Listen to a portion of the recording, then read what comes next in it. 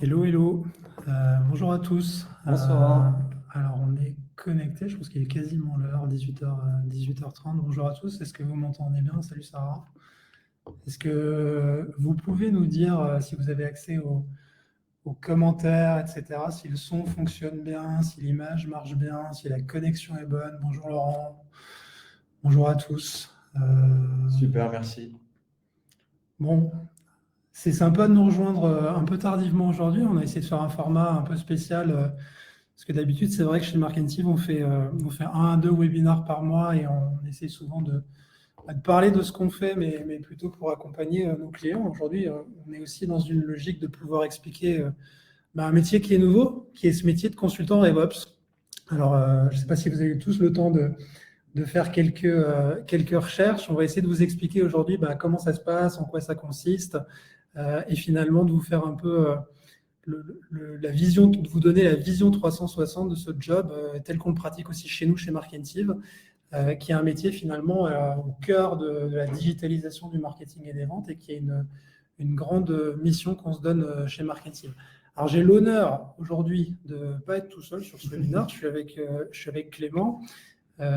Tu veux dire un petit mot Ouais, sur ce que tu fais, hein, parce bonjour que à tu es tous. consultant RevOps, alors je crois que c'est pour ça qu'on t'a fait venir. Je suis assez bien placé pour en parler. On va parler de mes sujets et je vais essayer avec Christian de vous présenter un petit peu à mon métier, mes actions quotidiennes et comment Markentive m'aide et m'accompagne dans tout ça.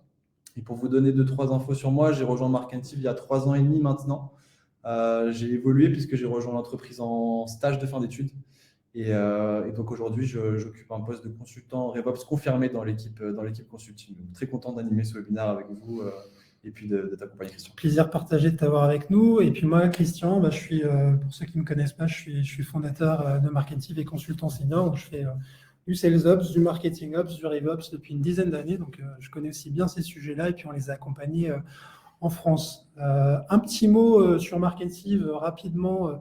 Marketing, nous, on existe depuis une dizaine d'années. On est une quarantaine de personnes chez nous. On a accompagné plus de 300 clients. On est un prestataire BPI, un lauréat du réseau Entreprendre. On est un HubSpot Elite Partner qui est le plus haut niveau partenariat HubSpot. On était parmi les premiers à l'être au monde. Et on est aussi un organisme de formation certifié Calliope. Donc, on est amené, au-delà de former nos consultants, on va aussi former nos clients à l'utilisation de ces outils et à l'utilisation des méthodologies. Chez nous, il y a plein de gens, donc on va avoir des différents types de profils. On a des gens comme Clément, qui sont des consultants RevOps, mais qui vont aussi travailler au quotidien avec des designers, avec des développeurs front, avec des développeurs back, pour accompagner aujourd'hui une logique de forte croissance, puisqu'on recrute très activement en ce moment une bonne dizaine de personnes et sûrement entre 10 et 20 personnes d'ici la fin de l'année pour soutenir cette croissance à deux chiffres qu'on observe depuis maintenant pas mal de temps. On est un leader sur notre marché, donc on est une des premières agences HubSpot en France, une des plus sérieuses aussi dans le monde. On a un écosystème international puisqu'on est une agence aussi aujourd'hui qui est partenaire, qui a des partenaires au UK, donc au Royaume-Uni, en Afrique du Sud et dans le Middle East à Dubaï, ce qui nous permet de travailler de plus en plus sur des projets internationaux. Un projet sur deux qu'on mène aujourd'hui se fait complètement en langue anglaise, avec des livrables en anglais sur des problématiques et un rayonnement qui est un peu au-delà de la France. Et donc, et on en reparlera aussi au cours de ce webinaire. Les projets qu'on mène sont des projets qui sont variés. On va travailler sur du petit, du moyen, du grand, du compliqué, du pas compliqué, du B2B, du B2C, et sur tout secteur d'activité, avec un écosystème de clients qui est varié, mais aussi un écosystème d'outils qui est varié. Vous devez certainement reconnaître sur cette slide un certain nombre de logos qui sont des logos, par exemple, de CRM. Vous reconnaissez, par exemple, Slack. Vous allez retrouver des outils qui nous permettent, par exemple, de détecter des entreprises sur des sites Internet, des outils comme Zapier qui permettent d'automatiser des choses. Et finalement, toutes ces petites briques applicatives vont faire partie d'un grand tout qui est finalement notre outil ou notre tool stack marketing, vente, service. Donc notre dispositif RevOps, c'est parfois du HubSpot, du Salesforce et plein de choses qui gravitent autour. Et notre job, c'est de mettre ça en place pour supporter la croissance de nos clients. Et donc, comme je le disais, HubSpot aujourd'hui, c'est un de nos partenaires privilégiés. C'est un peu finalement cette colonne vertébrale qu'on va mettre en place chez nos clients pour piloter la data, piloter les processus marketing-vente et venir personnaliser cette solution pour soutenir les enjeux de croissance de nos clients. On a eu à peu près, je crois, tous les awards qui existent sur le sales, sur le service, sur le marketing et encore d'autres. Et notre clientèle, comme je le disais tout à l'heure, et puis on terminera là-dessus, est super variée, puisqu'on va travailler avec des grandes maisons comme Sodexo, Total, Randstad, ce type d'acteurs-là, La Poste, mais aussi des acteurs du type NGO, par exemple, comme Médecins sans frontières, où ça n'a rien à voir, ou encore le Stade toulousain, mais aussi des belles startups qu'on va pouvoir accompagner sur ces problématiques-là. Donc finalement, on ne va pas être cantonné à un seul sujet ou à un seul type de secteur et à un seul type de business model. On va être amené à travailler sur tous ces sujets. Alors, on va rentrer dans le vif du sujet. Si vous avez des questions en cours de webinaire, n'hésitez pas à nous les poser. On fera aussi un peu de questions à la fin avec Clément. Mais si vous voulez les poser au fil de l'eau, Clément va essayer de les traiter, il va essayer d'y répondre pendant qu'on déroulera le webinaire. En tout cas, n'hésitez pas. Et puis, c'est un plaisir aussi pour nous de pouvoir vous expliquer notre métier. Alors, ce qu'on va aborder aujourd'hui, c'est finalement de vous réexpliquer aussi c'est quoi le RevOps, parce qu'on en entend parler, c'est assez anglo-saxon, hein, comme la plupart de ces sujets. On parle CRM, c'est anglais, marketing automation, c'est assez anglais, lead nurturing, c'est anglais. Ben, la RevOps, Revenue Operations, c'est effectivement assez anglicisé. On va essayer de vous expliquer ce que c'est, mais aussi pourquoi c'est cool. Et puis, on va vous parler aussi de finalement qu'est-ce que ça veut dire d'être consultant RevOps dans un cabinet de conseil, une agence comme Markentive. Finalement aussi, pour ceux que ça intéresse, qu'est-ce qui est différent entre travailler chez Total, au sein de Total, par exemple, sur une problématique RevOps, travailler dans un grand cabinet de conseil sur des problématiques IT ou bien travailler chez Markentive sur ce type de sujet, finalement, qu'est-ce qui est commun, qu'est-ce qui est différent? On va essayer de vous donner un petit peu d'éclairage pour que vous puissiez aussi vous faire une idée. Et puis, on essaiera de terminer par concrètement, qu'est-ce qu'on fait au quotidien, comment ça se passe, quels outils on utilise et c'est quoi un quotidien de consultant. À quoi ressemblent nos semaines et 2-3 éléments qu'on a l'habitude de pratiquer pour vous mettre en situation et essayer de vous donner un peu de contexte sur tout ça. Donc, bonsoir encore à ceux qui nous rejoignent. Donc, qu'est-ce que le RevOps? Donc, le RevOps, c'est une discipline qui est un petit peu nouvelle. Alors, peut-être certains d'entre vous ont déjà entendu parler du marketing ops, du sales ops, finalement, d'utiliser des méthodologies orientées process et orientées outils pour supporter ces métiers, finalement, qui sont les métiers du marketing et de la vente ou même du service client, répondre à des tickets. On a aujourd'hui finalement vocation donc c'est des outils, c'est des départements aujourd'hui qui vont reposer sur des outils. On a besoin d'un certain process pour que ça se passe bien. Et ce n'est finalement pas le rôle forcément d'un marketeur, d'un vendeur ou d'un chargé de service client de s'occuper de tous ces outils, de s'occuper de finalement tous les process, les automatismes, les connexions avec peut-être de la téléphonie ou tout ce qu'on peut imaginer. Et c'est pour ça qu'on a ces fameux rôles d'ops qui sont parfois internalisés, parfois un peu dans les mains du marketing. Ça dépend. Aujourd'hui, ce n'est pas encore très formalisé dans la plupart des entreprises. Mais si ça devait l'être, finalement, ça serait ce fameux rôle de revenue operations, donc de comment on va soutenir avec du people, du process et de la technologie ces fameux processus de croissance. Donc l'objectif en fait de cette méthodologie-là, c'est vraiment de converger sur quelque chose de centralisé et puis de structurer finalement une organisation qui va être efficace, scalable et qui va nous permettre de gérer des problématiques de croissance. Donc on fait plein de choses, mais pour simplifier, on va avoir des phases d'études et des phases d'audit, donc de comprendre finalement c'est quoi le métier aujourd'hui du marketeur, du commercial ou du chargé de service client. Et finalement, il va traiter peut-être des appels entrants, il va traiter des leads, il va peut-être prospecter, donc ça dépend évidemment des métiers. Donc tout ça sont ce qu'on appelle des cas d'usage, donc qui vont être animés au quotidien par ces équipes terrain dédiées à la vente et au marketing.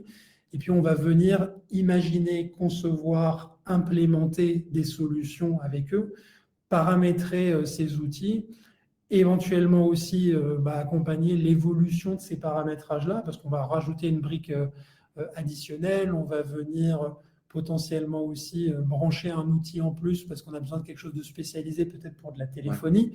On va peut-être intégrer un outil métier comme un ERP à un CRM. Donc, il y a plein de cas de figure. Donc, l'idée, c'est finalement de partir du besoin des équipes et des enjeux de l'entreprise pour venir mettre en place des outils et puis s'assurer finalement que les process, donc toutes les méthodologies et le fonctionnement interne de l'entreprise va être capable de supporter ça. Donc, on avait finalement, si on fait un petit peu d'histoire, et moi j'aime bien faire un petit peu d'histoire parce que j'étais là, on avait à une époque finalement le marketing avec des gens qui font de la lead gen, du contenu, de l'ads, etc. Donc, qui font des campagnes, et on les a toujours aujourd'hui. Les équipes commerciales, évidemment, leur boulot, c'est de closer, c'est de vendre et c'est de parler à des clients.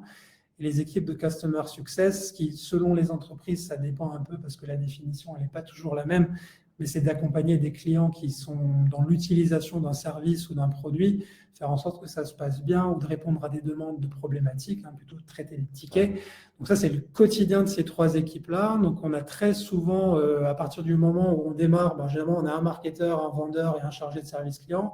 Puis quand on grossit, ces équipes-là s'étoffent un peu et on commence à avoir des fonctions dont l'objectif est d'optimiser le fonctionnement de tout ça, ce que je disais un peu plus tôt, donc des ops, qui viennent finalement populer ces trois équipes-là. Et dans une logique, et ça c'était plutôt l'ancienne vie, dans une logique où finalement on avait le marketing qui faisait de la noto, les sales qui prenaient le relais pour closer le deal, et le service qui prenait le bout de la chaîne pour finalement faire en sorte qu'on délivre le service ou qu'on traite des problématiques. On est aujourd'hui dans quelque chose de beaucoup plus inclusif, et finalement, c'est plus un passage de relais aussi franc que ça. On va avoir finalement des interactions qui sont beaucoup plus fortes.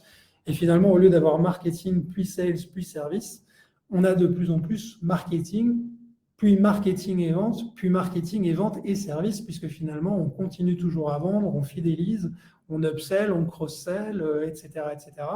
Et puis, on accompagne un client, et puis ce n'est pas pour autant que le marketing s'arrête, parce qu'il faut continuer à leur apporter des infos, leur montrer qu'on est expert, continuer à accompagner les sales, la fidélisation. Et donc, finalement, ça devient de plus en plus complexe parce qu'on a le marketing, les ventes et le service client qui vont interagir tous ensemble pour parler à des gens avec différents types d'outils, par email, par téléphone, éventuellement par des applications. Donc, ça crée une complexité. Et c'est là où on est bien content qu'on a inventé un truc qui s'appelle maintenant le RevOps, dont le job est de faire en sorte qu'on ait une vision consolidée de qu'est-ce qui se passe en vente, qu'est-ce qui se passe en marketing, qu'est-ce qui se passe en Customer Success, d'un point de vue process, d'un point de vue technologie, et puis d'un point de vue organisation people et d'un point de vue amélioration continue pour faire en sorte que tout ça aille dans la bonne direction. Donc ça, c'est toute l'explication de ce qu'on fait au quotidien et de comment on accompagne les entreprises dans ces sujets-là. Donc, Markentive, on a créé une approche qu'on appelle l'approche Rebelle. Donc, Rebelle, ça tient pour Resolve, Build, Execute et Learn. Donc, Resolve, toute notre activité d'audit et de consulting. Build, toute l'activité où on va mettre en place des dispositifs de croissance, donc de la technologie, du process, pour venir soutenir ces enjeux data et ces enjeux développement, marketing, vente, service client. Donc, vous allez retrouver tout un tas de services ici, mettre en place une solution de CRM, mettre en place une solution de marketing automation, brancher un CRM avec un ERP, etc., etc. Donc ça, c'est le cœur des process RevOps qu'on met en place. Et puis de plus en plus aussi un accompagnement Ops, donc Sales Ops, Marketing Ops, RevOps, pour faire en sorte qu'une fois qu'on ait mis en place tous ces outils-là, ça se passe aussi bien en termes d'amélioration continue, en termes d'adoption, en termes de process.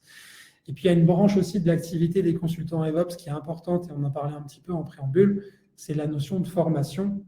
On essaye de former nos clients pour les rendre aussi de plus en plus autonomes dans l'utilisation du CRM, l'utilisation du marketing auto, et finalement l'adoption de ces bonnes pratiques, parce que même si on imagine un super dispositif RevOps, on a besoin d'avoir des opérateurs, donc des sales, des marketeurs, des customer success qui sont bien engagés, qui maîtrisent les outils et qui comprennent là où on veut aller. Donc ça, c'est le RevOps. Clément, du coup, pourquoi c'est intéressant du coup, de travailler sur ce type de projet? C'est super intéressant parce que du coup, comme tu le décrivais, on a beaucoup d'interlocuteurs, on a des personnes avec lesquelles on travaille qui sont de tout secteur. Nous, chez Markentive, on n'a pas forcément d'expertise sur ces secteurs-là. On convient de travailler avec eux parce qu'on est expert du digital, on est expert du RevOps et eux ne le sont pas. Donc nous, notre rôle, c'est effectivement d'accompagner des décideurs, que ce soit des décideurs marketing, commerciaux ou services clients, travailler à leur côté pour essayer de faire progresser leur organisation, leur mettre en place des outils qui vont venir les suppléer, qui vont venir automatiser des tâches qui sont permanentes, compliquées, etc. et du coup mesurer l'impact de tout ce qu'on fait par le biais de data, on va en parler un petit peu plus tard, par le biais aussi de feedback et travailler sur l'adoption de tout ça. D'un point de vue global, voilà, on travaille avec l'équipe client, on travaille avec une équipe interne, puisqu'on a plusieurs expertises ici à l'agence, ce qui nous garantit en fait des semaines qui sont complètement différentes, un climat qui est constamment centré autour de l'innovation et jamais de monotonie. Et finalement, on travaille sur des sujets qui sont hyper aussi critiques pour l'entreprise, hein. On n'est pas en train de repeindre les murs, hein. Donc, on est en train de travailler quand même sur le cœur de la vie de l'entreprise, qui est vendre, marketer, accompagner des clients. C'est quand même super important dans une entreprise de travailler là-dessus. Donc, effectivement, comme tu le dis, c'est des interlocuteurs de haut niveau. C'est souvent aussi la direction générale qui est impliquée là-dessus.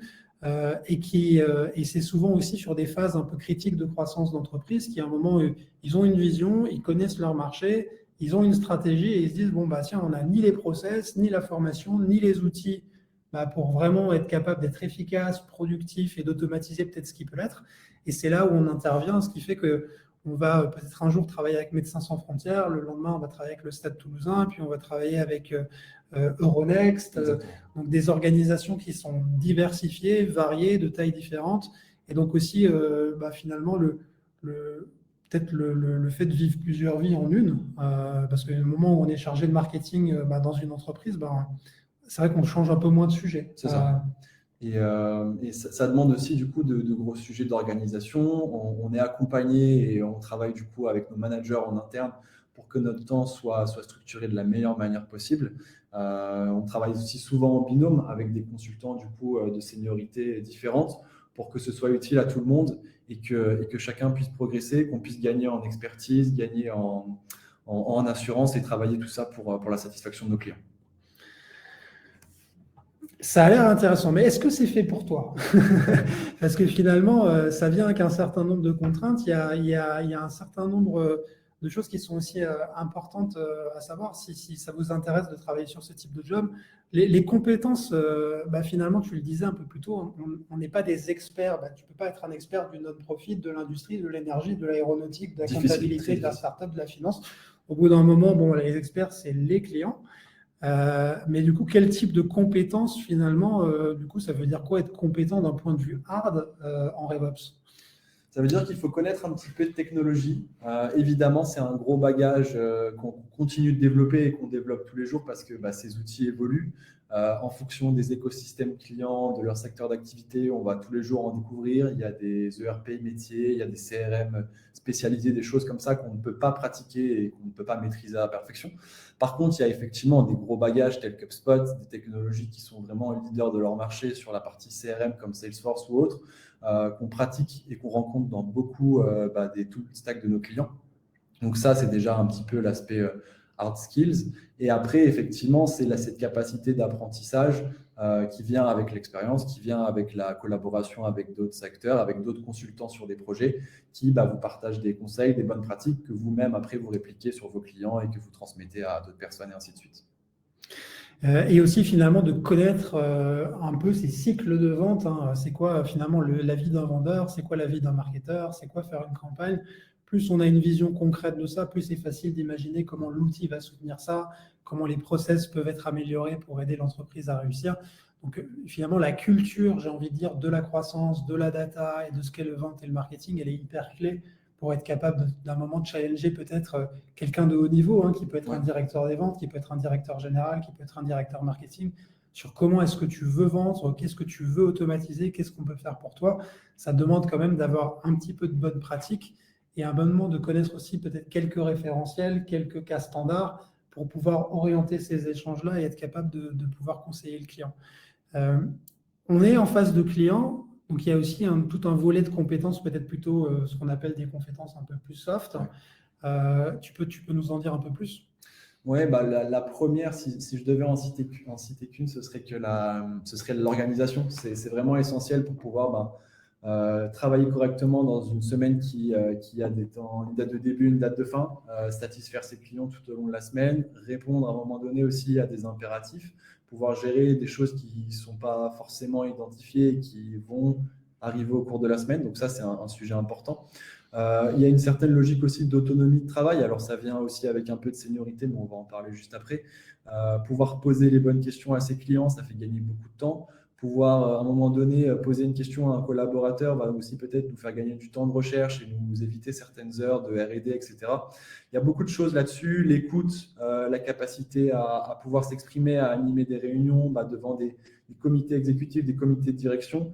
Ça fait partie de ce métier, ça fait partie de cette gestion un petit peu du stress quotidien, mais c'est aussi grâce à ça qu'on ne s'enferme pas dans une routine et qu'on continue d'apprendre après 3 années, après 5 années dans ce métier. Seniorité, alors finalement, ça veut dire quoi? Parce que la seniorité, c'est tout relatif, hein. Donc, il n'y a pas de gens qui sont seniors aujourd'hui à 10 ans d'expérience en RevOps. On les cherche, mais c'est sûr qu'il n'y en a pas trop. Donc, même le SalesOps, finalement, qui est déjà presque un peu daté et commence à peine à arriver dans pas mal d'entreprises. Donc, en fait, tous ces sujets-là sont des sujets assez nouveaux. Donc, la seniorité, on essaye aussi de la mettre au bon endroit. La manière dont moi je l'appréhende, c'est vraiment aujourd'hui, on devient senior assez vite dans ce type d'environnement-là, puisque finalement, on va faire beaucoup de choses. Donc, à un moment, plus on fait de projets, plus on a vu de cas de figure différents, plus ça vient enrichir finalement cette toolbox intellectuelle, de se dire, tiens, là, voilà, quand on a un cycle de vente qui est comme ça, il faut proposer ce type d'automatisme, il faut proposer ce type de process, et ça va venir nourrir finalement les échanges et ça va vous permettre de monter sur des projets peut-être plus complexes parce qu'il y a différents types de complexité chez les clients. Il y a des complexités organisationnelles parce qu'ils ont une organisation qui est internationale avec plein d'équipes différentes qui ont des rôles dédiés, ou une complexité qui est finalement plus technologique parce que tiens, on doit connecter le CRM à un autre outil qui est un ERP, qui est un autre outil qui est un système de facture. Et à un moment, ça demande beaucoup de précision et ça demande des compétences techniques. Non pas que nos consultants sont des développeurs, ça c'est encore un autre job chez nous et ça fera peut-être l'objet d'un autre webinaire, mais de compétences à venir comprendre les enjeux des intégrations et les enjeux de, à un moment, si j'ai un contact dans un CRM, à quel moment est-ce qu'il doit apparaître dans un ERP, sous quelle forme, comment, pourquoi, et est-ce que les process et le fonctionnement de l'équipe va soutenir ça. Comment on évolue quand on est un consultant RevOps? On évolue par la diversité de projets. Je pense que c'est aussi lié avec la seniorité, mais plus on pratique, plus on a tendance à s'améliorer ou en tout cas à mieux cerner les typologies de cas d'usage qu'on peut rencontrer. Après, nous, chez Markentive, il y a des évolutions d'un point de vue interne qui sont effectivement très envisageables et même à très court terme si tout se passe bien, dans le sens où on peut évoluer sur une expertise en particulier. Aujourd'hui, on expliquera peut-être un petit peu après, mais on a des expertises internes sur des projets qui sont plutôt d'une certaine typologie, du sales ops, mais pas que, du marketing ops, mais pas que, des projets hybrides. Donc, il faut que chacun puisse trouver son compte. Il y a effectivement des choses qu'on préfère faire avec l'usage, il y a des choses qu'on aime bien découvrir et ensuite se faire son propre avis. Et il y a après un degré de seniorité, une évolution qui peut se faire aussi sur des postes de manager. Pourquoi pas devenir manager d'une équipe après quelques années d'expérience et ainsi de suite. Ou les fonctionnalités transverses. On a aussi des gens qui ont rejoint notre équipe marketing qui étaient consultants avant, des gens qui ont rejoint notre équipe commerciale qui étaient consultants avant. On a aussi finalement cette capacité à évoluer de manière horizontale, mais aussi verticale et potentiellement managériale. Le manager, c'est pas forcément l'évolution, c'est une évolution qui est assez naturelle parce qu'au bout d'un moment, il faut accompagner aussi des consultants peut-être plus juniors. Il y a des gens qui vont monter en expertise plutôt technique et en seniorité sur la capacité à accompagner des clients de plus en plus complexes à l'international et de plus en plus techniques dans les besoins qu'ils vont rencontrer. En termes de formation, donc c'est vrai que ça c'est important, hein. On est sur des métiers nouveaux, donc les gens qui viennent chez nous, je ne vais pas dire qu'ils démarrent à zéro, mais ils doivent apprendre beaucoup de choses. Comment ça se passe la formation chez Markentive sur ces sujets? Alors, les premières semaines d'un consultant, c'est vrai, sont toujours assez chargées dans le sens où il y a effectivement un nouvel écosystème à découvrir, de nouvelles personnes, un nouveau mode de fonctionnement. C'est aussi le moyen d'apprendre et en tout cas de travailler auprès de son manager sur des bases solides pour que ce soit utile dans la collaboration à l'avenir. Mais il y a effectivement une grosse partie de formation qui peut se faire donc, au début avec un petit peu de bagage de la certification, de la mise à disposition de contenu qu'on a soit pour nous, soit pour nos clients, qui permet à la nouvelle personne ou en tout cas à la personne qui rejoint l'équipe de comprendre un petit peu ce qu'on fait, de se plonger dans des livrables, de les parcourir, de potentiellement exprimer à un consultant son avis, son opinion. Je n'ai pas compris tel sujet, pourquoi vous avez recommandé ça à ce moment-là et pas à ce moment-là. Il peut y avoir aussi le sujet du shadowing qui est très important. On ne commence pas avec un projet chez Markentive, on ne démarre pas la semaine le lundi avec un nouveau client qui a signé le vendredi dernier et sur lequel on part en front client.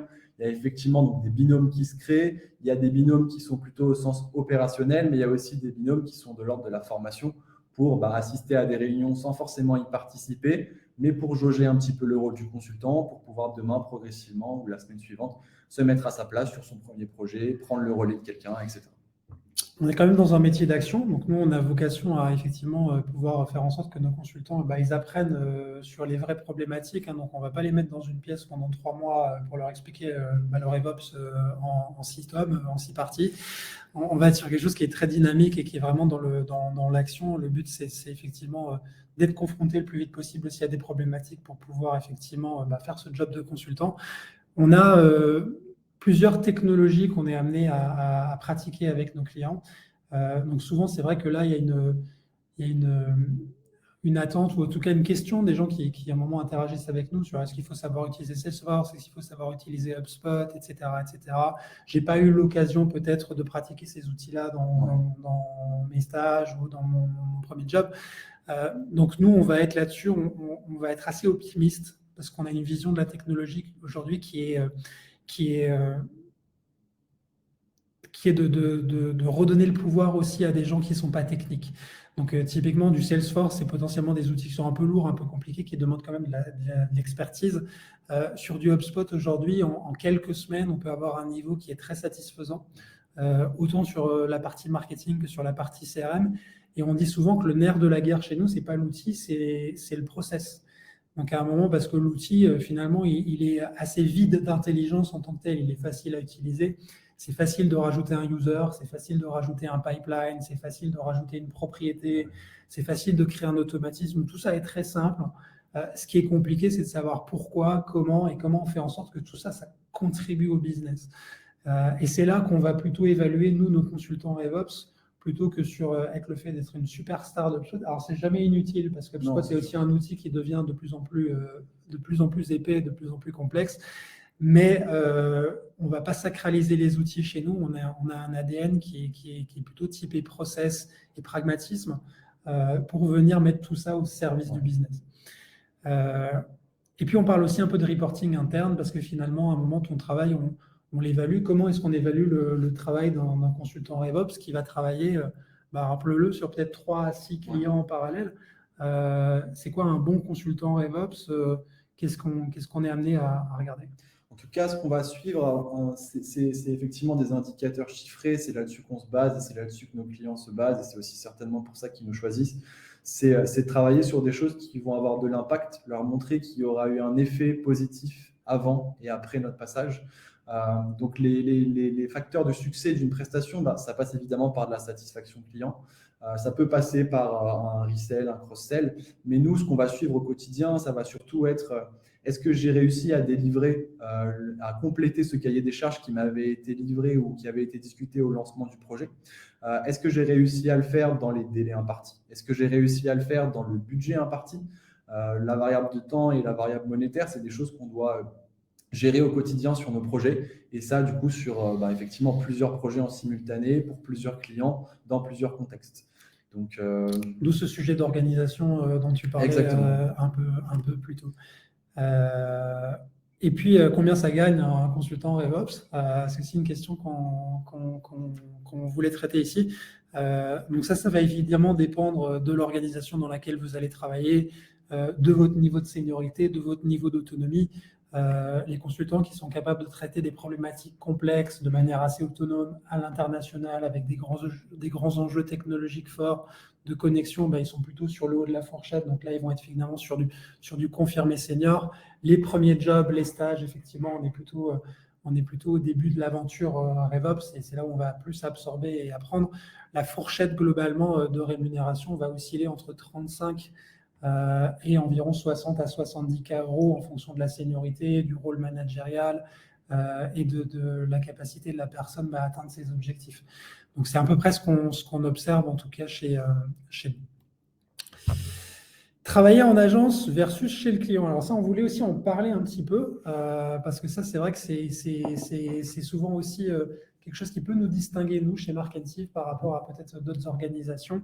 Donc, on a chez nous, par exemple, des gens qui ont travaillé un moment dans des services marketing, dans des services commerciaux, sur des sujets de service client, qui ont eu des rôles à un moment managériaux, etc., etc. Donc, qui ont pratiqué un moment une thématique peut-être de manière assez centrée sur je fais des campagnes pour tel client toute l'année et mon job, c'est finalement d'animer, de générer des leads, de générer du business, etc., etc. Donc ça va être généralement assez focus sur une problématique, un secteur, et généralement on reste en poste quand même peut-être 2 à 5 ans, ça dépend effectivement et donc ça va nous limiter peut-être aussi sur la variété des sujets qu'on traite, même si un marketeur, il a plusieurs canaux, il a plusieurs agences, il y a toujours manière de réinventer son job, hein. On est quand même dans un milieu qui est dynamique. Sauf que chez nous, comme on le disait un peu plus tôt avec Clément, on va être sur des projets et un rythme et des types d'interlocuteurs qui vont être beaucoup plus changeants, hein, puisque des projets chez nous, c'est des projets de quelques semaines. Habituellement, on va parler de projets qui sont entre 3 et 6 semaines, ou entre 4 et 6 semaines. Ce qui fait, je vous laisse faire le calcul, hein, c'est qu'on tourne quand même pas mal au cours de l'année sur différents types de projets, avec d'autres secteurs d'activité, d'autres types de cycles de vente, d'autres types d'interlocuteurs. Et finalement, tout ça, ça fait bosser plus, il faut le dire. Parce qu'à un moment, en face de ça, il y a un rythme qui est assez alerte, qui a un rythme de prestataire de service au service de nos clients, mais qui finalement nous expose aussi à tout un tas de problématiques et tout un tas de sujets et qui nous font nous épaissir en termes d'expérience et en termes de savoir-faire. Et peut-être aussi par rapport à un cabinet de conseil peut-être un peu plus traditionnel, où on va être placé, donc peut-être si vous êtes sur un très gros cabinet de conseil, vous allez être vendu peut-être en full-time sur un client et vous allez travailler sur un projet peut-être pendant 6 mois, 1 an, 18 mois. Peut-être même que vous allez dans les bureaux du client, hein, donc ce qu'on appelle en régie, ce qui est aussi assez différent, ce qui s'assimile presque plus à être chez un client. Donc c'est un peu sur le même type de choses, voilà, sauf qu'on a un externe, mais le job va peut-être ressembler à celui-là qu'on pourra avoir chez un client. Avec des missions très longues où on a peut-être un rôle qui est petit au sein de la mission. Et finalement, on va peut-être mettre 1 an ou 2 ans avant de voir les fruits du déploiement qu'on est en train de mener pour ce client-là. Et ce qui rend nos typologies de projets et notre rythme finalement plus dynamique et plus orienté finalement résultat que ce qu'on peut avoir dans d'autres organisations où finalement c'est un peu différent. On a les mains dans les outils, on a la tête dans la stratégie et on traite plusieurs types de projets en parallèle avec des interlocuteurs et des secteurs d'activité qui sont très différents. Donc forcément, ça a un impact sur la progression, hein. Plus on voit de choses, plus on sait faire. On est dans un métier qui est nouveau. On en parlait plus tôt, le RevOps, il n'y a pas de gens qui ont 10 ans d'expérience. Donc à partir du moment où on rentre sur ce track-là, mais en 1 an, 2 ans, 3 ans, nous, c'est vrai qu'on le voit tout de suite très vite. Un consultant qui a 1 an d'XP ou 2 ans d'XP n'a rien à voir avec la personne qui est arrivée son premier jour chez nous. C'est vraiment très flagrant. Là où on a des évolutions dans des postes un peu plus classiques, mono-client, mono-projet, ou même mono-action, hein. Si je fais partie d'une équipe marketing où je fais que du social media, à un moment, la compréhension globale que je développe de ces sujets-là, elle est aussi forcément plus réduite, et plus experte sur le sujet, mais plus réduite de manière transversale. Donc ça amène des évolutions qui sont rapides, hein. On a des gens qui seniorisent en quelques années, hein. Des gens qui deviennent managers au bout de 4-5 ans. C'est des choses qu'on voit chez nous. Donc parce que on va très très vite en termes d'apprentissage et en termes d'accompagnement client. Et puis on a aussi je pense la satisfaction de pouvoir voir ce qu'on fait, de pouvoir concrètement voir les résultats des campagnes, des actions, des accompagnements clients, des déploiements qu'on a menés. Et on n'est pas obligé d'attendre finalement la fin du mois, la fin de l'année, etc. C'est des choses qui sont très temps réel. Donc pour les gens qui aiment finalement tester et voir concrètement l'impact qu'ils peuvent avoir, c'est quelque chose qui est potentiellement hyper satisfaisant. La semaine d'un consultant. La semaine d'un consultant. On n'a pas pu tout mettre sur cette slide parce qu'il y a effectivement beaucoup de choses. On a essayé de vous les présenter par famille. Toutes les semaines sont différentes, je crois que je l'ai déjà dit, mais en tout cas, ça rejoint un peu l'idée que je présentais avant, qui tournait autour de l'organisation. En tout cas, il faut se rendre compte que dans ce scope de projet qu'on va suivre, où on va être justement le consultant référent, On va devoir mener des ateliers, c'est-à-dire organiser des réunions pour justement confronter nos clients, cerner leurs problématiques, comprendre un petit peu quelles sont leurs attentes, leur proposer ou en tout cas sonder déjà leurs opinions par rapport à des potentielles recommandations ou outils ou implémentations à prévoir. Il y a cette phase d'implémentation qui arrive souvent juste après, là où on a validé notre cahier des charges, là où on a validé notre cadrage, là où on a défini notre stratégie et qu'elle a été approuvée, décidée par notre interlocuteur client. Là, c'est Markentive et ses équipes qui s'organisent pour déployer l'outil, pour le configurer, pour le paramétrer et le customiser comme nécessaire.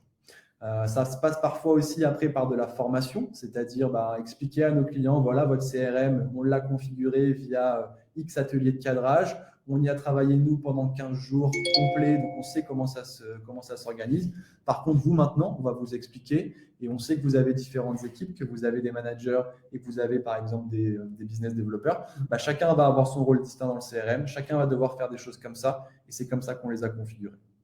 Donc tout ça, c'est vraiment la grande trame d'un projet, cadré, implémenté, formé. Et en plus de ça, on a effectivement d'autres sujets qui viennent, comme par exemple le reporting de nos actions à nos clients, des points de management interne, de la gestion de projet interne aussi qui existe, puisqu'on a des choses qui se passent du côté interne de chez Markentive avec des retours d'expérience, des webinars comme on est en train d'animer aujourd'hui, des sujets de formation interne, des bonnes pratiques, des choses qui sont échangées. Donc des semaines vraiment diverses et variées avec beaucoup de choses à faire, beaucoup de choses à organiser, mais en tout cas dans lesquelles on ne s'ennuie jamais et on découvre toujours de nouveautés.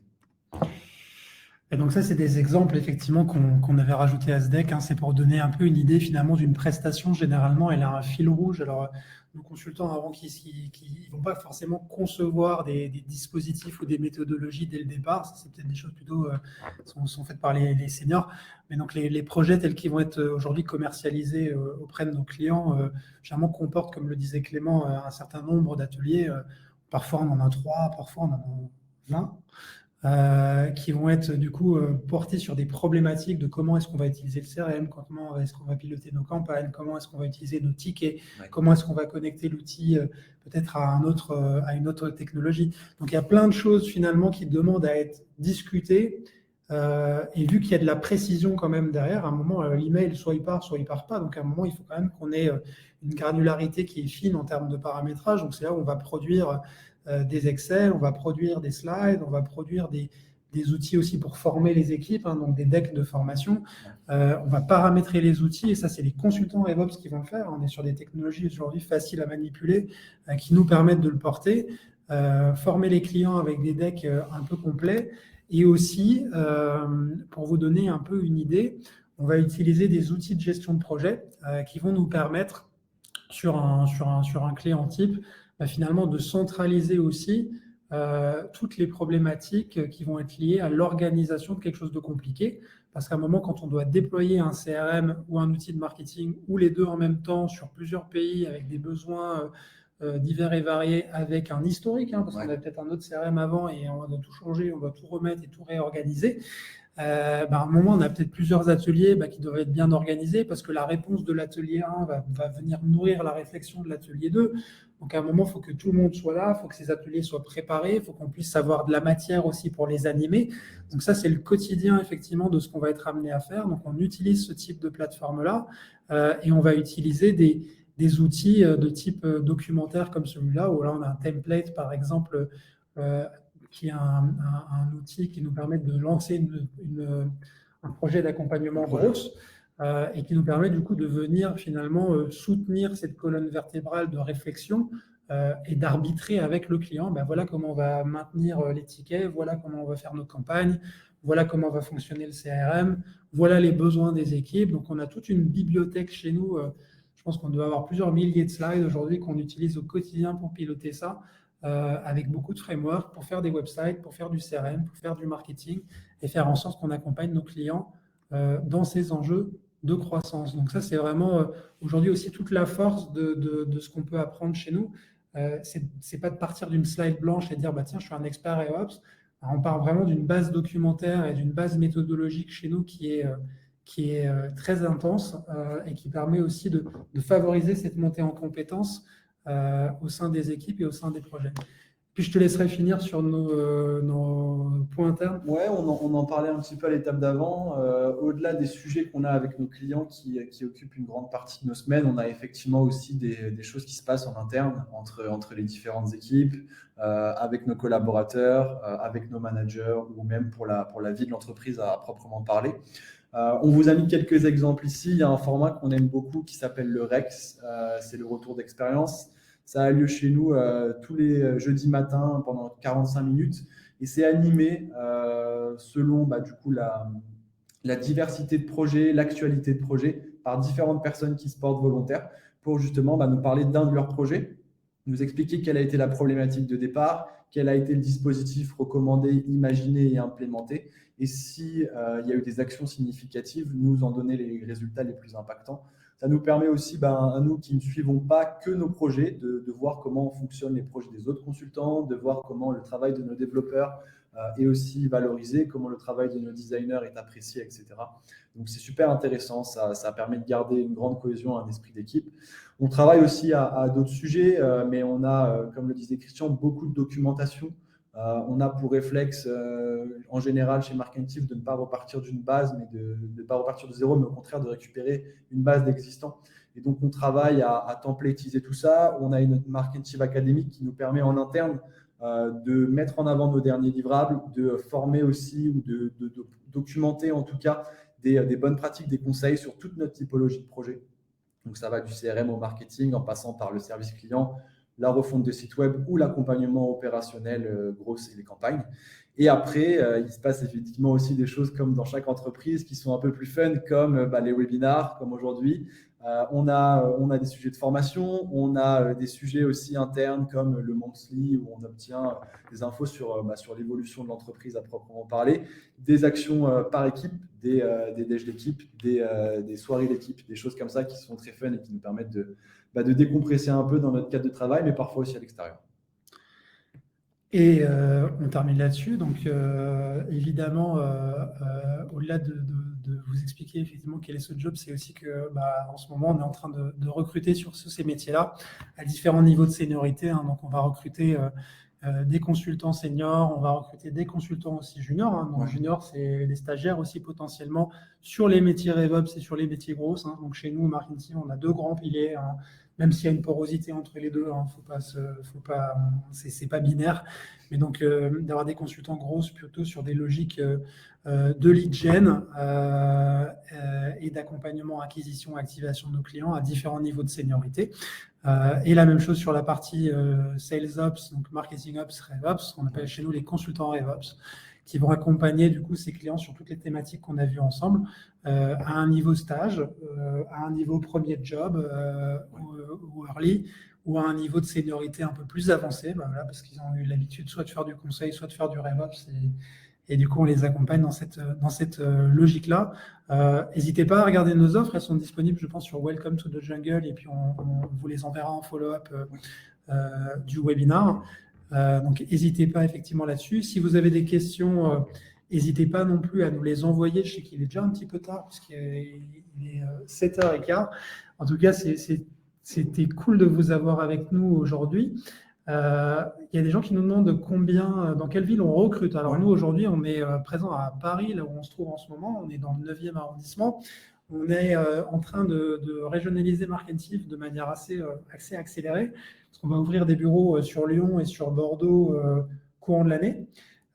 Et on va aussi, on a aussi des gens on a des consultants à Toulouse, en Normandie, à Rouen. Donc on est une organisation aussi qui favorise le full remote quand c'est souhaité, même si nos consultants full remote reviennent régulièrement aussi passer au bureau. Pour voir un peu ce qui se passe et potentiellement rencontrer leurs clients et travailler sur les projets qu'on a. Donc, on est une organisation aujourd'hui qui tend à s'étendre bien au-delà de Paris. Voilà. Donc, écoutez, n'hésitez pas, si vous avez d'autres questions, en tout cas, à nous les adresser. Il y en a qui sont aussi un peu plus personnelles comme questions, donc n'hésitez pas à nous les envoyer en direct. On y répondra un peu plus tard. Merci pour vos commentaires. On voit quelques commentaires dans le chat. Si vous avez des questions, je me permets de rebondir sur ce que disait Christian. Vous avez nos profils LinkedIn et nos coordonnées dans le deck qui vous sera envoyé par la suite. On se tient à votre disposition et puis on espère que ça vous a plu et que vous avez appris des choses sur le métier de consultant RevOps et que peut-être vous vous projetez déjà, qui sait. Ça roule. Bonne soirée, bonne semaine, et puis un de ces quatre. Au revoir.